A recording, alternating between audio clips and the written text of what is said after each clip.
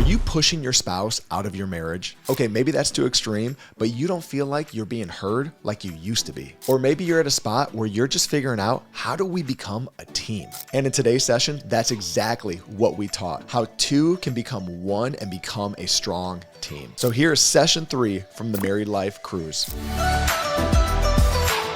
All right, so this morning I was reading in 1 Peter chapter 1, and this is what it says. This is verse 13. Therefore, gird up your loins of your mind.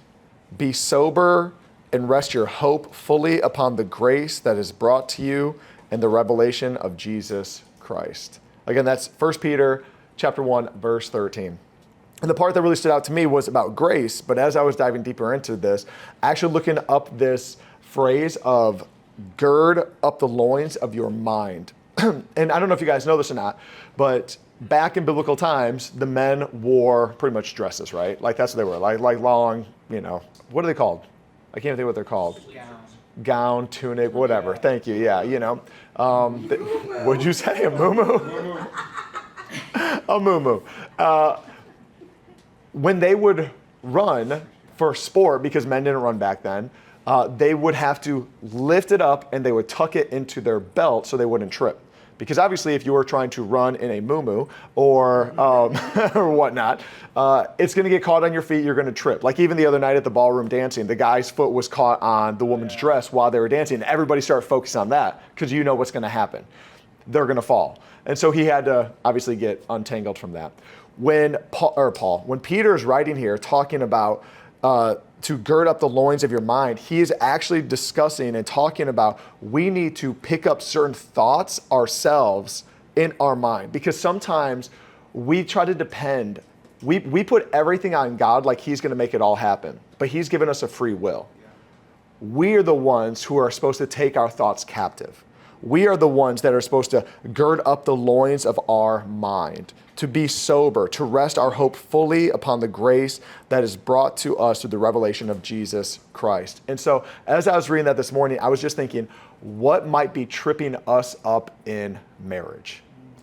What might be tripping us up in our faith? What might be tripping us up in our family?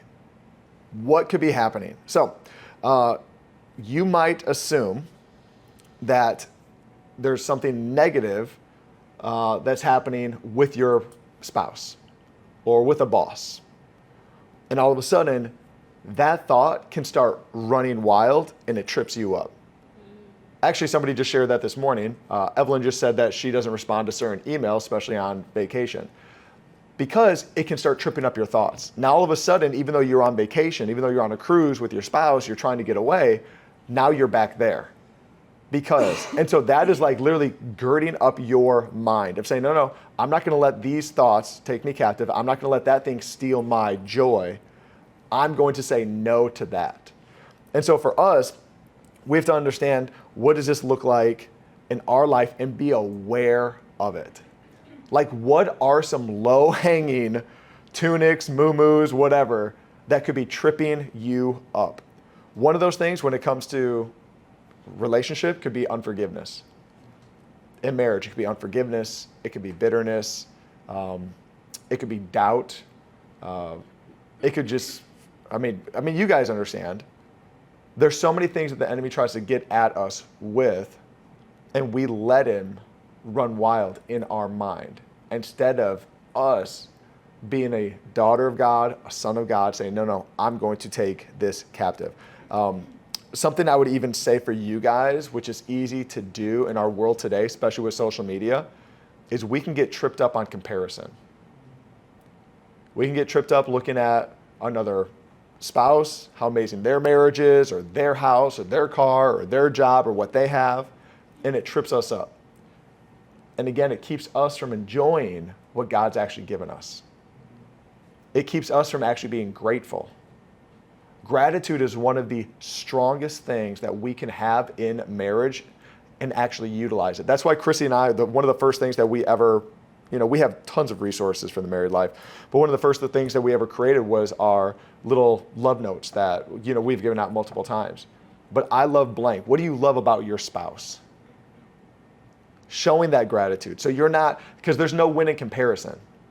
I'm not comparing her to anybody else. She's not comparing me to anybody else. And I want to be such a good husband that if she does compare me to somebody else, she's like, that guy's a loser compared to Joe.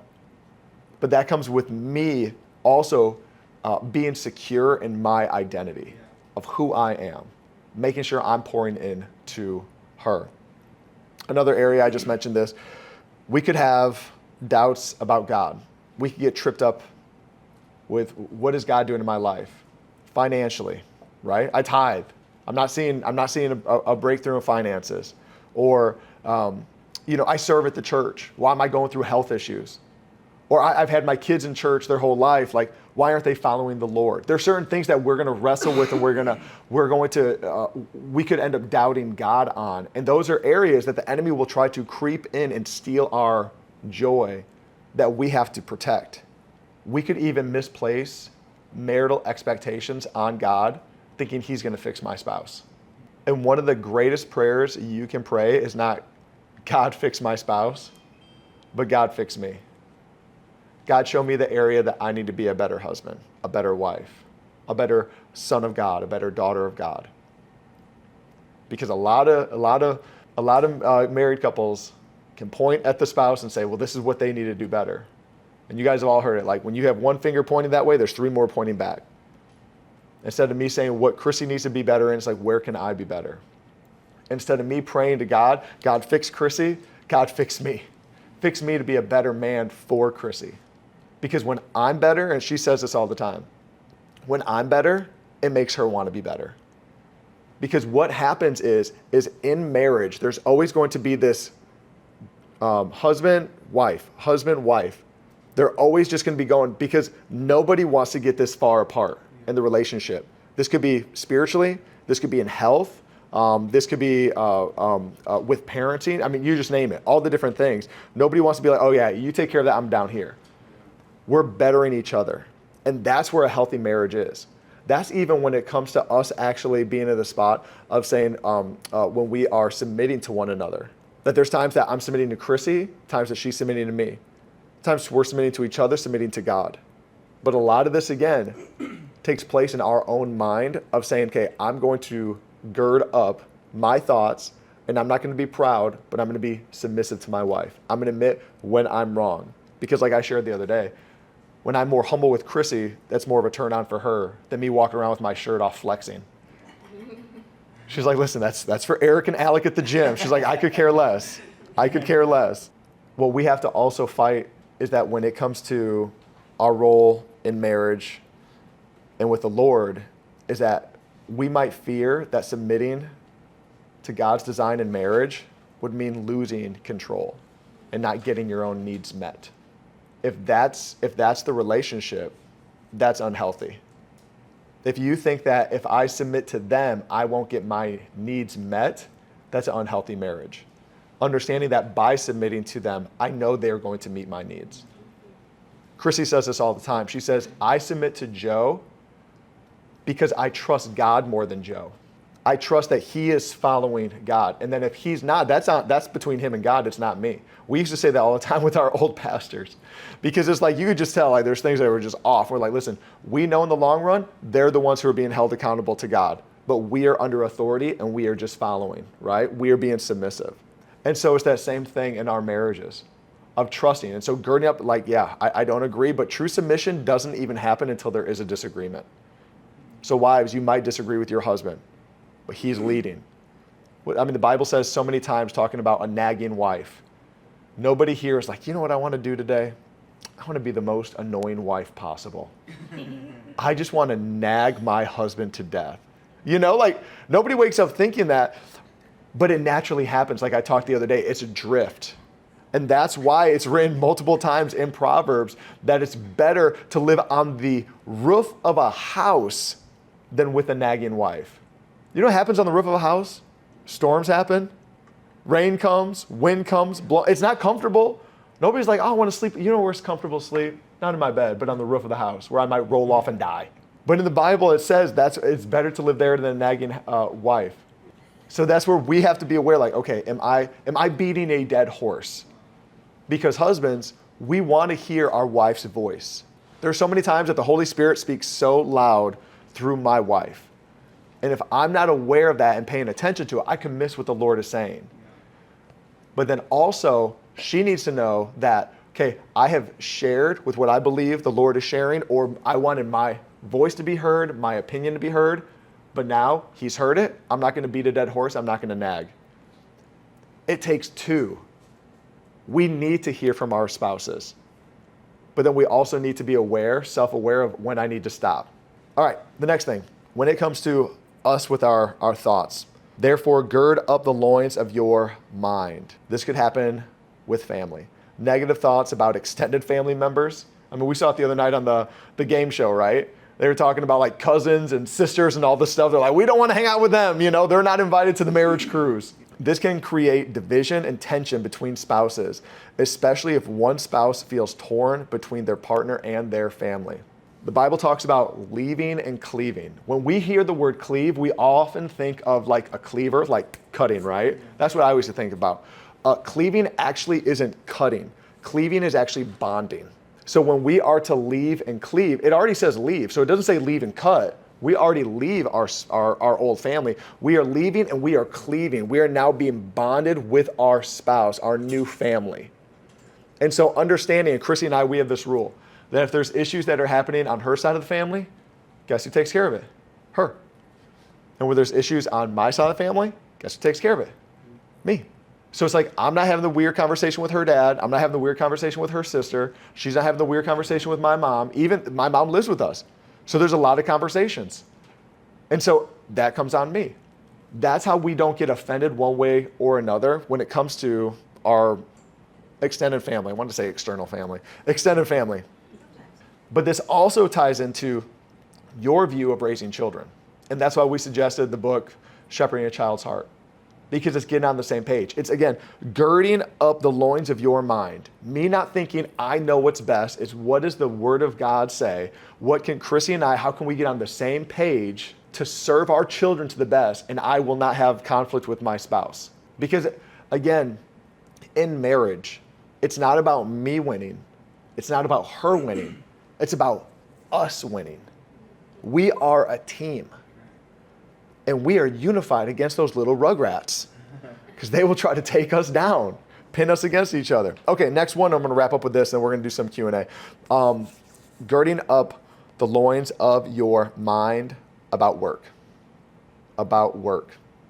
Are you bringing work-related stress home? I heard a guy say this before.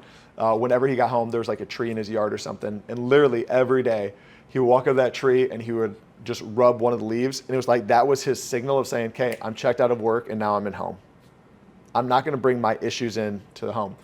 In Learned Excellence, he talks about always having a signal for your brain to know where you're at. So he talks about this. It's so good. He said, so for me personally, it's like there's husband Joe, there's dad Joe, there's pastor Joe, there's friend Joe. And he talks about actually having 3 to 5 different characteristics that you want for each part. Because I've already had my 26-year-old tell me, like, you're being a pastor, not a dad. And so I have to know what is the difference between being a pastor and being a dad. There's different things. So I want to definitely be patient. Well, I guess I should be patient with both. But with my kids, I don't want them to feel like I always have the answer, especially because I have, 3 girls. They just want to be heard. So I need to be attentive. I need to listen to them. I need to be patient with them. When it comes to Krissy, it looks different, right? I want to be certain things with Krissy that I'm not with my kids. I'm going to be certain things with my friends that I'm not with Krissy. And it's me. And so in Learned Excellence, he talks about this. He said there was a drill sergeant from the Navy. I don't even think he was a drill sergeant. Anyways, he was something high ranking.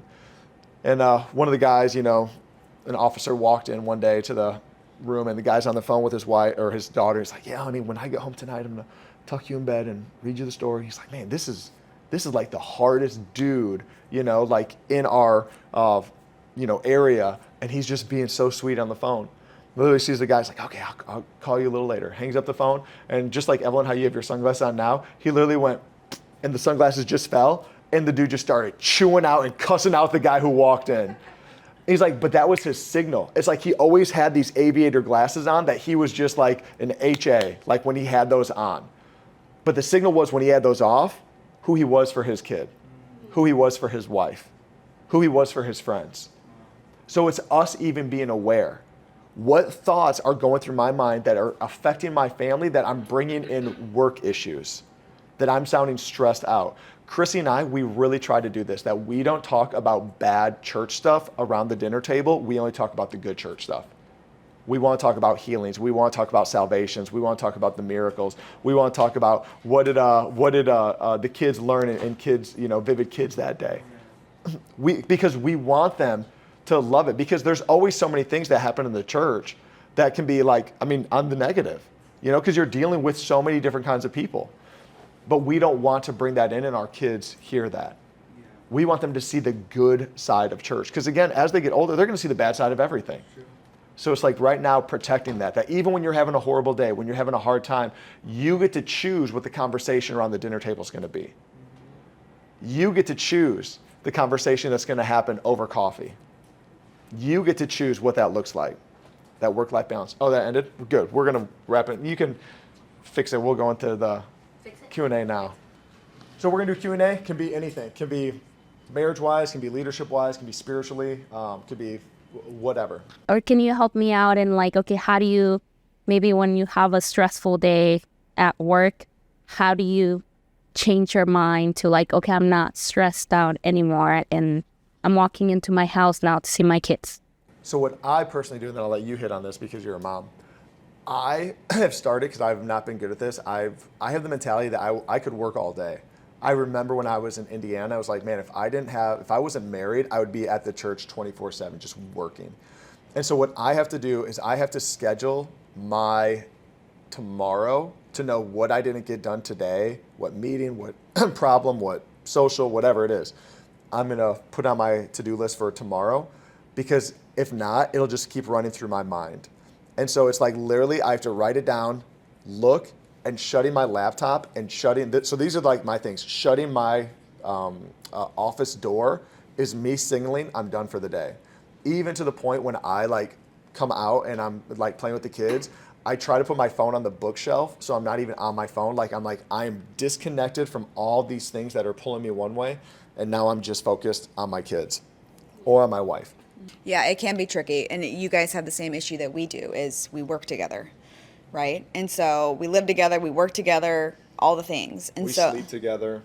We do sleep together. Wow, I didn't know that. And so, but I think it's going to be you creating something that it might seem silly at first, and then as you do those things, your brain will shut off, right?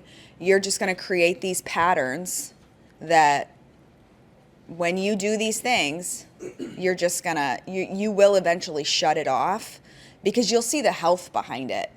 You'll start to see it. And so and it's silly things, like he was saying, the guy who rubs the leaf when he gets home, it's like a signal, you know what I mean?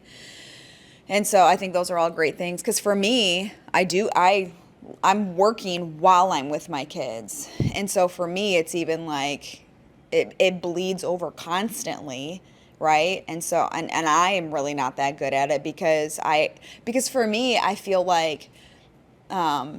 because I'm not a 9 to 5, and neither is he, but mine it's constantly bleeding throughout the day. And so when my kids get home, it's the same thing. I put my phone away. You have to just separate it. But I think as you do those things, as you create those patterns and those habits of I'm done, it'll become easier and easier. But you have to be very intentional with it. Yeah, I think for me the hardest part is not leaving work, because I am pretty good at I think Eric struggled about not being able to okay, I'm done. Nobody can call me and nobody can I don't know, get a hold of me once I'm home. So I think I'm good at shutting it down. I don't care what's happening. It's more about I'm all stressed out, mm-hmm. or I talked all day, or I solved problems all day. And then when I'm home and my kids are struggling with something, or they need my help, now I'm unable, because I'm I already fix someone else's problems. Like, I don't want to deal with it anymore. Yeah. So, so to me, as you're talking, it's not the tasks. You're talking about the stress and the emotional part of it that you're tapped out of. So, when I lived in Michigan, I was a social worker, and it was in low income area, and it was very difficult for me to be at work all day long and see like these little kids, right? They're literally, their diapers are so full. They literally have Kool-Aid in their bottles. But they have these new furniture, big screen TV. They've got this like amazing car that's like all decked out, and I literally could not handle, like, I wanted to take every single one of these kids home with me, and the stress and the emotional like weight. I like would come home and just be, and we didn't have kids at the time, and I could only imagine it being worse. But like I couldn't like handle it. And I think honestly, me, and I don't know how people do this without the Lord, I felt like my relationship with Jesus was so dependent on, like, I had to focus so much and say, okay, I am not their savior. And I had to separate it, like, because if I couldn't step away from it when I got home, I was no good for them the next day. I couldn't help them because of this like emotional stress and weight. Because the reality is you aren't the savior at your job. You're not. Holding on to the weight and the worry is not going to help anybody. It's not going to help anybody. And when the Bible says, like, don't worry about tomorrow. Tomorrow will worry about itself. And like knowing those scriptures and knowing that the Lord is in control. And I know it's not like it is heavy in the work that you do, right? It is heavy. But it's like, no. Like, I am not the savior. I do what I do, and then I'm done. And then tomorrow, I'm going to do what I do, and then I'm done. And it's getting to that place of, like, trusting the Lord that I'm going to exert all of the energy that I can during my work hours, and when I'm done, I'm done. Because then you have to refuel, right? Something I would say to that too is that all of us have a battery, and we all have only so much energy throughout the day. And what our world has done a good job of getting us to do is focus all of our energy on work instead of our kids, instead of our spouse, instead of our spiritual life. And so what you even have to do, because this isn't a shot at your boss, but she doesn't have kids. And she's married to an old dude who's probably asleep by the time she gets home. Yeah. So she can go hard all day because she doesn't live the life that you live. So you're trying to match her energy level, so when she's done, she's done. But when you're done, you're going to another job. Yeah. And so it's you even realizing we're at a different place in life. I'm not her, she's not me. And she might have me being in bam, bam, bam meetings. But I only have so much energy. So how am I going to divvy up my energy throughout the day that I still have energy for my kids when they get home? And that's hard, because then it could be like, but is this going to keep me from getting the promotion? But that's where, like we've talked about before, sometimes people will get the promotion, but it's like, but is the promotion worth the sacrifice of the family? Because now you have more hours, you're more exhausted. You know, sure, pay went up, but you don't get to be with the kids. And that is something that we have to internally talk with our spouse about, pray about, wrestle about. Because I'll do the same thing. I will put on Eric, I'll put on Krissy, I'll put on future staff members the expectation of me as the leader of how much I'm going to do, but it's different. And so she'll put on you what she expects of herself, but it's different because you're not the owner of the company. And so that's when you have to be like, hey, this is what I'm paid for. And I kill it at X, Y, and Z, but I still need to have energy for my little girls when I get home. I need to have energy for my husband when I get home. And that's the conversation of like, but if you're expecting more energy, then we have to have the conversation is, do I stay here? Do I belong here? You know? Or do I just stay at this level and I don't move up? And Krissy's so good at this. I want... Not moving up.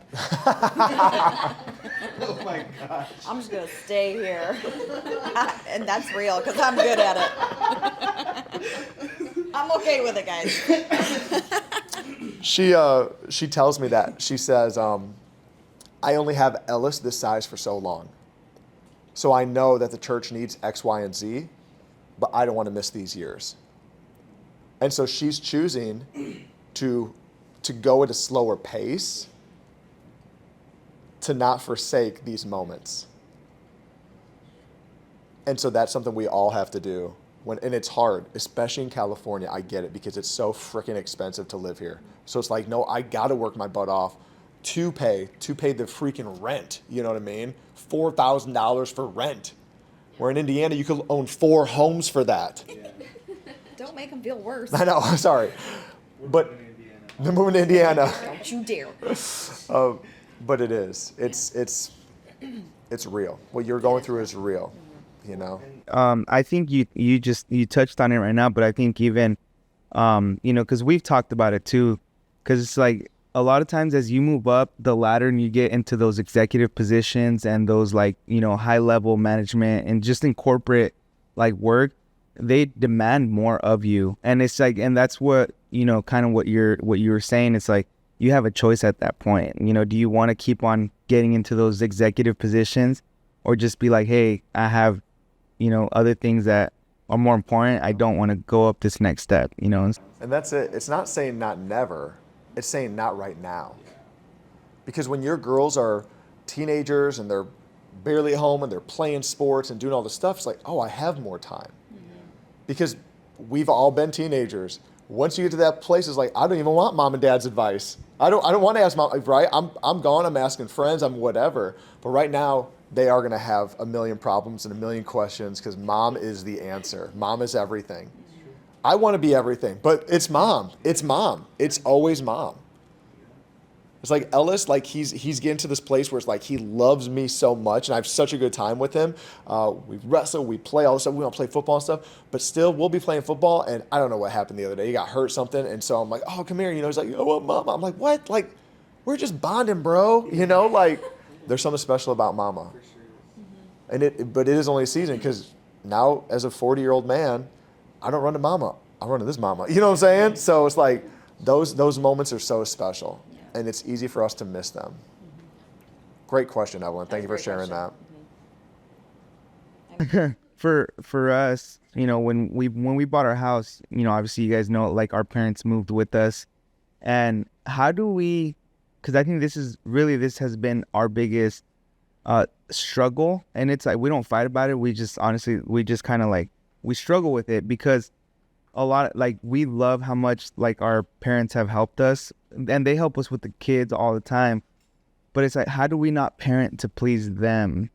Because they're living with us, and it's like they help us so much taking care of the kids when we're at work that we don't want them to if we get the girls in trouble, we don't want them to think see, they're just screaming at the kids or they're spanking the kids or whatever it is, they're not letting them be kids or things like that. But it's like, how do we switch it to where it's like, not that we don't care, but not care too much, where it's like. Give me an example. Can you clarify that? Well, it's really just the day to day. If Addison or Amber does something and I'm like, hey, don't do that. And then sometimes I won't say, hey, don't do that, because my parents, I know how they think, and they'll be like, they're in their mind, they're just little kids. But I'm like, I don't want them to do that right now. Or I don't want them to eat that right now. Or, things like that. So it's like, so then we'll switch up things that we let them do because we don't want to make our parents upset. The third ice cream of their day, and we're saying, no more.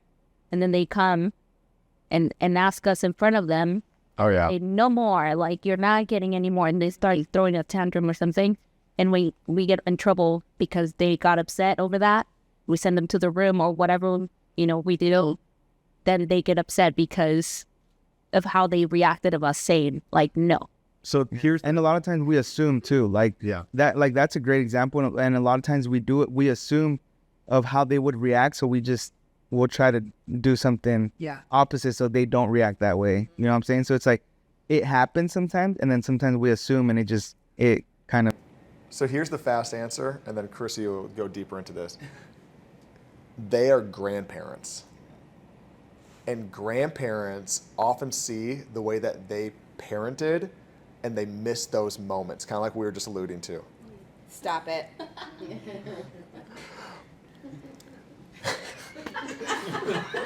I said stop it too.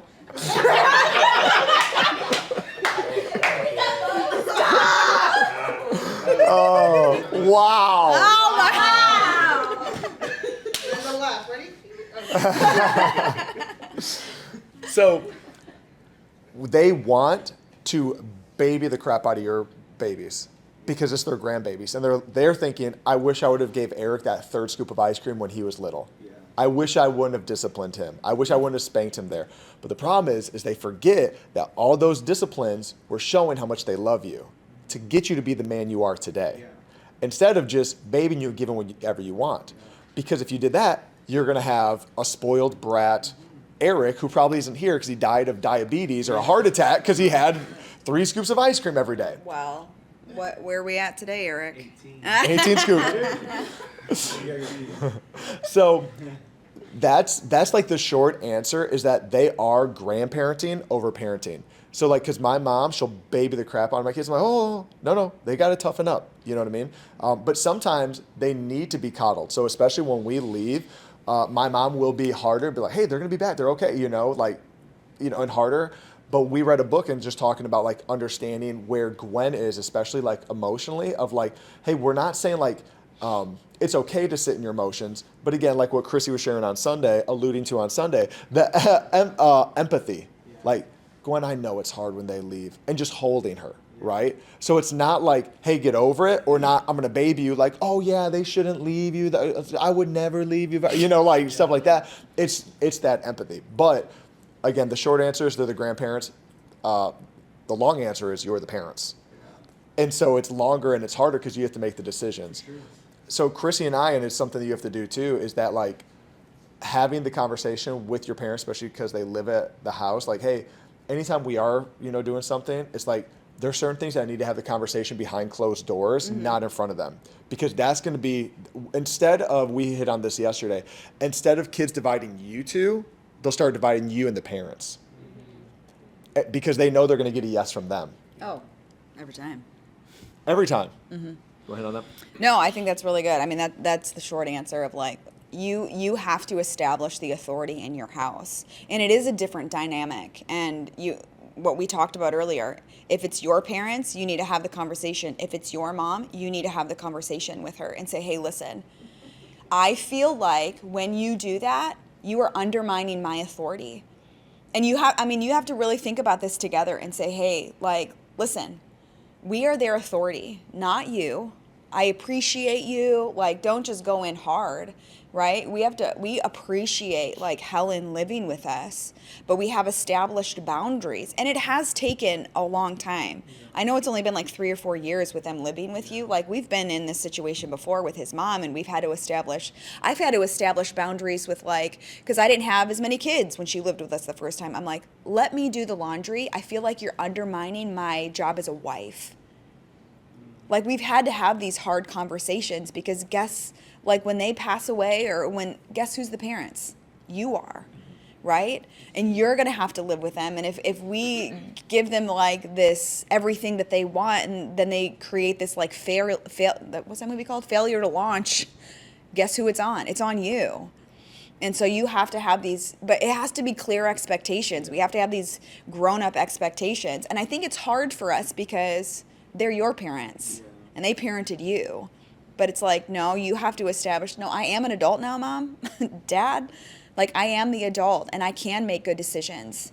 And based on the Bible, like, you know what I mean? So you're having these hard conversations, create the expectations, and it's the discipline of living it out that's the hardest, honestly. It's hey, like, I will see him like, hey, Mom, I need you to stop right now and just have the hard conversations. Like, no. We discuss this. You get 1 ice cream. You get 2 ice cream. That's enough. Or because my mom is such a servant, so she'll just want to do the dishes. I said, no, they're supposed to do the dishes. No, they're supposed to clear the table. No, they're supposed to put their laundry away. And so it's helping her remind, because the why behind it, the why always matters. Start with why. Our why for my mom and for us is we are not raising children, we are raising adults. Because just like you said, failure to launch. We don't want them to go into the world and not know what the frick to do. You know, like, how do I start a dishwasher? Our kids know how to start a dishwasher, right? They know how to do the laundry. Certain things that we have expectations, and my mom, she wants to do it all. We're like, no, that's no. You got a question? I think that not only goes for parenting, but even just for your relationship and your marriage as well. You know, there's with us, there's been plenty of times where it's like both of pairs of our parents are make comments about like our relationship or our how we interact with each other or whatever, and it's like, well, don't talk to them like that, or you shouldn't be doing this, he should be doing that, or you shouldn't be doing that, she should be doing that, So I think it's more than just parenting, but it can be, their expectations of your spouse. And if they're, so, yeah, I mean, I'm not sure if that's really a question, but it's more of like, it goes deeper than just. It does. It does. So we were talking about this on the way back on the boat from Catalina yesterday, and because it prompted me. There was this discussion I was watching on my phone, and he was talking about this is what we do, especially in America today, where we don't want to offend anybody. Everybody's like tiptoeing, walking on glass, walking on eggshells, like, oh, we can't offend. I don't want to offend my parents, because what that'll do is say the way that they raised me was wrong because I'm doing it different. Right? I pray that my kids do it better than me. Whatever it is. I want them to have a better relationship with Jesus than I do. I want them to have a better marriage than I do. I want them to have better finances than I do. I want them to build on my shoulders. And so what we're afraid of is that when we do it different than our parents or our siblings or whatever that looks like, we're saying, oh, you did it wrong. I'm better than you. But you know what? When we live our lives as close as possible to this, it's going to be very offensive to people around us. It's very offensive.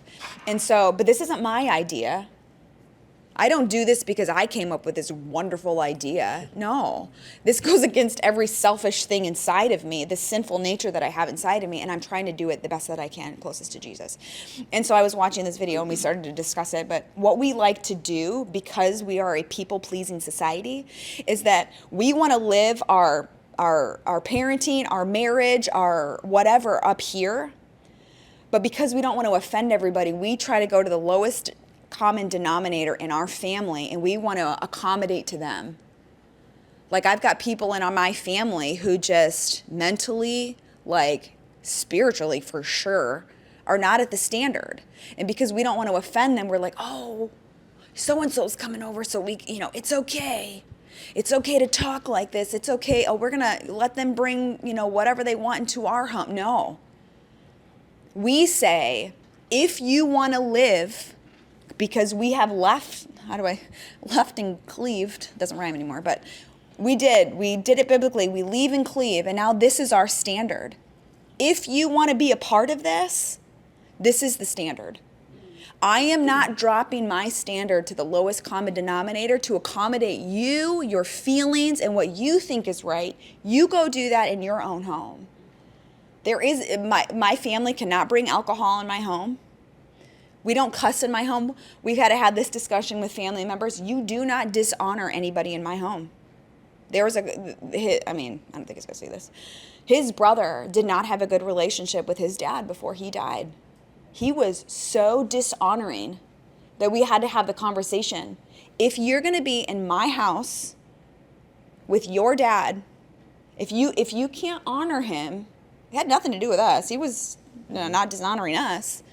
But we honor in this home. Don't fall down to the lowest common denominator in your family just because they're blood related and you used to live with them as a child. It's not okay. Bring the standard up to Jesus and stay there. And don't feel bad about it, right? Don't feel bad about it. This is the way we live, period. Like he talked about, the answer is no, period. The answer is no. Okay, but you need to come together and say, what is the standard? Right. What hill will we die on? What can we have grace on? Because we still minister to our family, right? But what are those things in our life? I will die on certain hills. I'm just going to. Because it's about me and my children, right? Somebody get her a sweater. She's freezing. Does that, I mean, that wasn't a question, but like, does that help you to have confidence in like what you're doing and what you're establishing as a family? Well, that's what Jesus did. He established kingdom culture here on the earth. And so all the times that we saw him calling people to him, he wasn't saying, hey, I'm going to come down to the lowest denominator, right? Like what you just said. No, I'm going to call you up, right? Even after he would heal people, now go and sin no more. He would meet them with grace, with love, with transparency, with honesty, but also with truth. And so it's the same thing in our homes, is that we have a culture of our homes, and our culture of our homes should look more like the kingdom of God. Yeah. All right, it's 11 o'clock on the 11 dot. o'clock. Does anybody else have any question, anything that they want Comment. to ask? So this is Make it be how do I say this? Like, I think, you know, when you guys were talking about like personalities and stuff yesterday, you know how you guys were talking about like personalities, like to know your spouse's like personalities and knowing that. And then we touched on like being that like sacrificial and all that good stuff. How do you work out those things where it's like, I'll give you an example. She always asks me. Does like, she always? Literally always. Does she always? Always. Often. This is, She often for example, asks. yesterday, I got her coffee. You know, we're going back to go play Catan. And she asked me, should I take my coffee? I don't know. You want your coffee? Like, I don't know. But for some reason, like, she's asking me, should I take my coffee? And I don't, like, it frustrates me because I'm like, you're an adult. Do you want your coffee or not? I don't know how to, like, but me, I don't know if that makes her feel good for me to tell her, like, yes, baby, take your coffee that I got you to drink. Like, it just, I don't. You know, do you know what she's looking for in that moment? Say it. She's looking for security in you. The deepest desire and the need, like women are built to have security from their husband. That is our deepest desire. You talk about any issue within your marriage, I guarantee you, at the root of it, they want to know that I am secure in you. And that if anything happens, if I am the only one without coffee in the room, babe, you got my back. You know what I'm saying? And it goes to like, I just want to know that we're in this together. And so for whatever reason, I'm sure coffee is just the example. I'm sure there's other things that you could probably think of. Her clothes, like, Yeah. I tell her, so I tell her she's beautiful all the time. Yep. And I tell her she's hot, she's, you know, everything. Like, I always do that. Yeah. But she's like, sometimes she's like, should I wear jeans or should I wear leggings? I'm like, I don't know. What do you want? Like, and I feel like for me, it's because like, I know what I want to wear. Like, I go to my closet, it's like, I'm going to put on jeans, I'm going to put on a shirt. And Yeah. for her, it's like, I'm going to ask my husband if I should wear jeans Yeah. or leggings. I'm like, and for me in my head, I'm like, as an adult, I can figure out what I want to wear. Yeah. I feel like, and that's what I'm saying. Like, that's the sacrificial part. But I still think, like, in my head, it still, like, bothers me. But how do I change it for it not to bother me? Or, because then if I pretend, because I've done it, I'm like, oh, I think you should wear jeans. You're just being sarcastic. And I'm like, so it's like, if I'm, Add the hey babe in front of it. it's like, hey, babe, I think you should wear jeans. But it's You need to learn to care about what she cares about. Okay.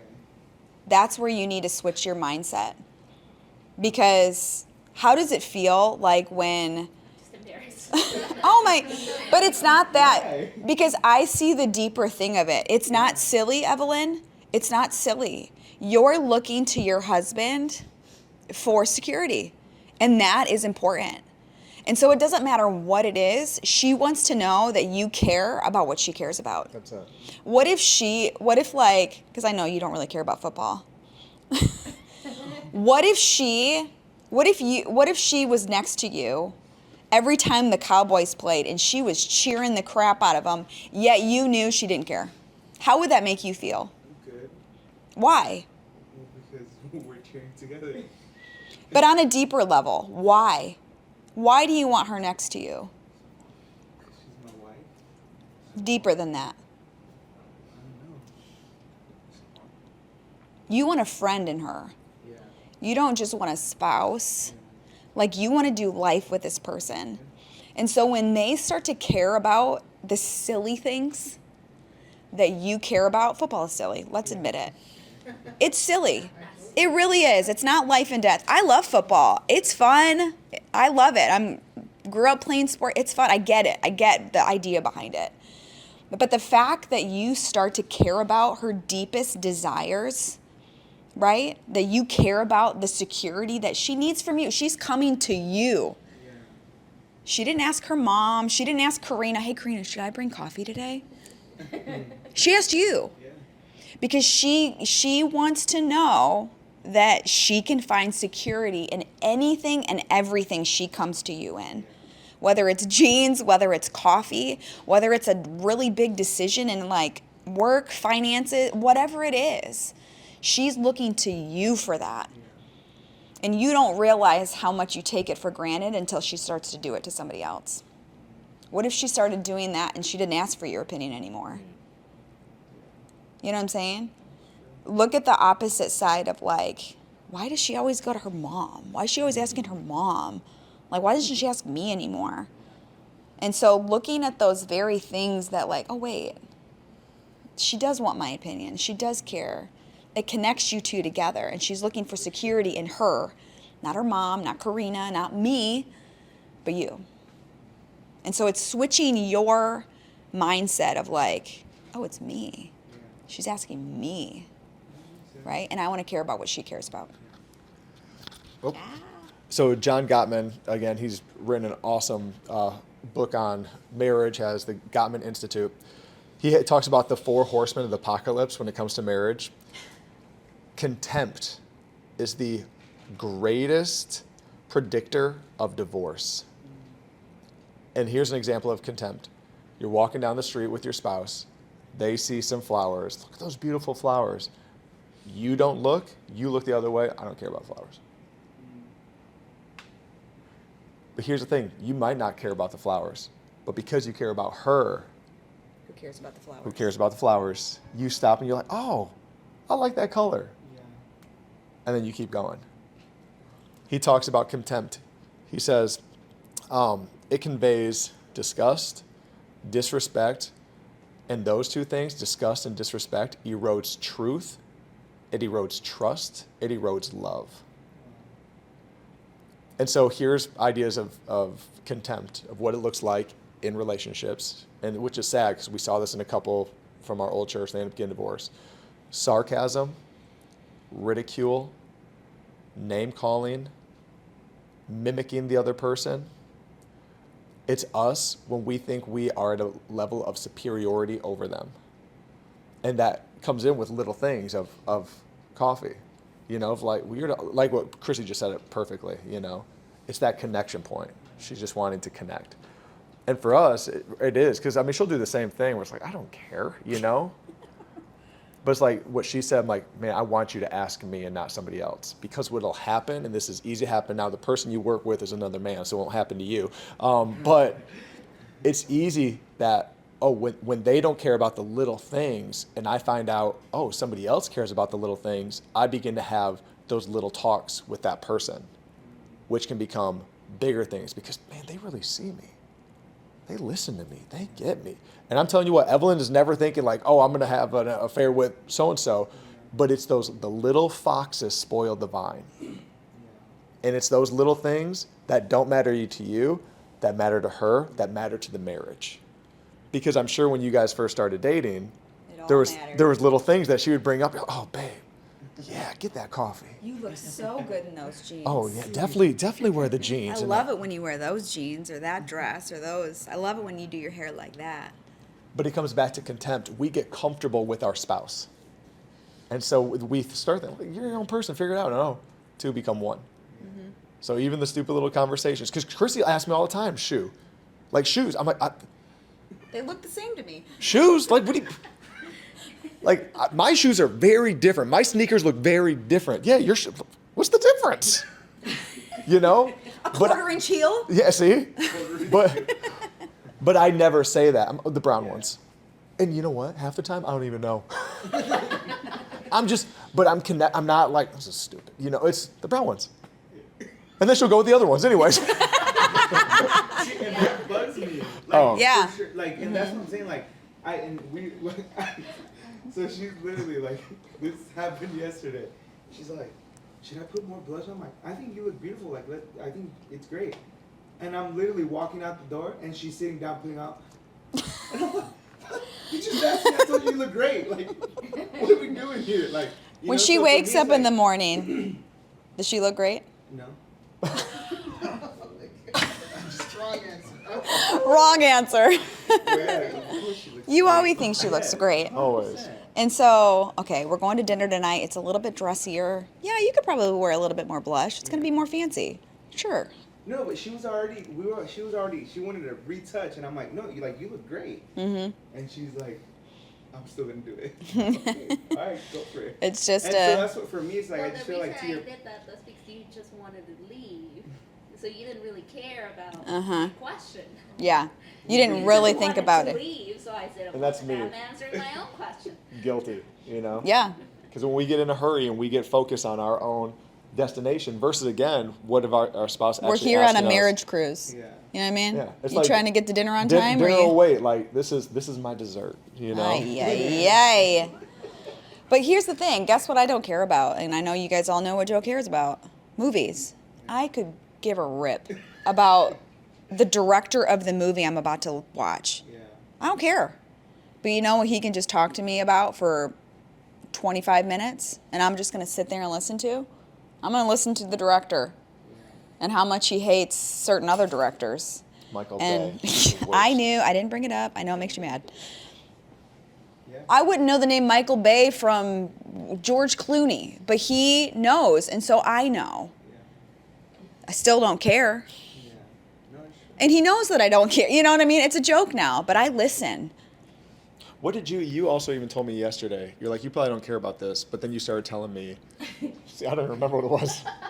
We were walking down the hall. We just left our bedroom. Anyway, See, I don't even care about it. But in that moment, it was a talking point. Because Yep. here's what'll happen. We're going to be married for Ever. 100 years. I know, like, I could have rocked that marriage game the other night. Because we know everything about each other. But if I stop communicating the little things that pop into my mind, you know, there's this stupid, like, we argue if it's a pig or a bull or a cow. It's like artwork outside of our, like in our hallway as we go. And like, it just kept catching my eye. So I kept bringing it up. And now it's like this joke that we have. We're like, you know what I mean? We just, if you stop doing those little things, this contempt, which he's talking about like the 4 horsemen, these are just levels. Contempt leads to stonewalling, right? And stonewalling is, you're just, Well, yeah, and I think it's like you said, I think it's like paying attention to like the little thing, because I mean, even now that like you talk about all this, it makes sense because she's always been like very insecure about herself, and I don't know why. So it's like now it makes sense. Like, you know, should I take my call? It's because she's insecure, and she's always been like that. For that, should I wear jeans? It's because I'm insecure. So and you're the only one that matters. If the rest of the room hates her jeans, but you love them, guess what? yeah, She's secure in who she is. never connected those dots. So. Great. And That's then- a great question. To your point, as we were watching the older couple the other day, talking about the little things that bug them, right? Literally, in 30 years, you're on stage, and she's gonna know. You know what bugs him? When I ask him if I should put on more blush. You know, it's those things that they bring us actually together. We see each other deeper. And so that was a great question. And that's what it's about. It's about that transparency and humility of like, I don't know, this bugs me. Am I wrong? Is she wrong? What's right for the marriage? Not who's right, what's right. Yeah. And that's what you just experienced. Like, she feels secure asking me these things. And Evelyn, I would just say for you, you know, like you just said that you felt embarrassed, but your marriage is going to be stronger because of this, because now you're going to know I can ask my husband what he thinks about these shoes or these pants or this blush or whatever. And he's going to care now. And he's gonna care. understand why. He sees the why. He sees the why. That's really what it is. It's the why. Like, because for me, it was always like, why? Like, with what you want or with it. But like, you know, like I said, it just connected the dots. So good. That was great. That was a great- Thank you for sharing and being vulnerable. Yes. I appreciate it. Hey, do you ever wonder what should I do for a date night this Friday? Because it feels like you're just in a rut doing the same thing over and over. Well, we put together 52 date night ideas for you, ranging from budget friendly to, if you're a parent, how do I date when I don't have a babysitter, to something fancy. You want to get dressed up and really treat yourself. So click the link below. It's a free PDF, 52 date ideas for you and your spouse. Get it right now.